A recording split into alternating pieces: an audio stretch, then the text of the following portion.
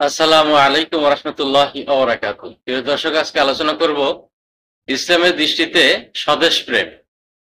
প্রিয় সুধী, ইসলাম কোনো সহজাত বিষয়, কোন ন্যাচারাল বিষয়কে অস্বীকার করেনি, বরং সমর্থন করেছে। সুতরাং ইসলামও এই স্বদেশ প্রেম একটা সহজাত বিষয়কে সমর্থন করে। একজন মানুষ যে স্থানে জন্মেছে, যার আলো বাতাস ভোগ করে উপভোগ করে বড় হয়েছে, বেড়ে উঠেছে, তার প্রতি একটা টান, আন্তরিকতা, ভালোবাসা থাকাটাই স্বাভাবিক। ইসলাম এটাকে সমর্থন করে।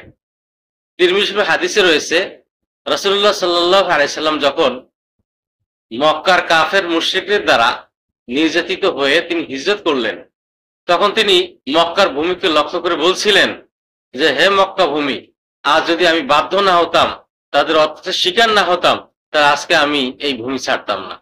সুতরাং হাদিসরা প্রমাণিত, নবী করিম সাল্লাল্লাহু আলাইহি সাল্লামেরও এই স্বদেশের প্রতি আলাদা ভালোবাসা ছিল, আলাদা আন্তরিকতা ছিল, আলাদা টান ছিল। সুতরাং ইসলাম স্বদেশ প্রেমকে অবশ্যই সমর্থন করে।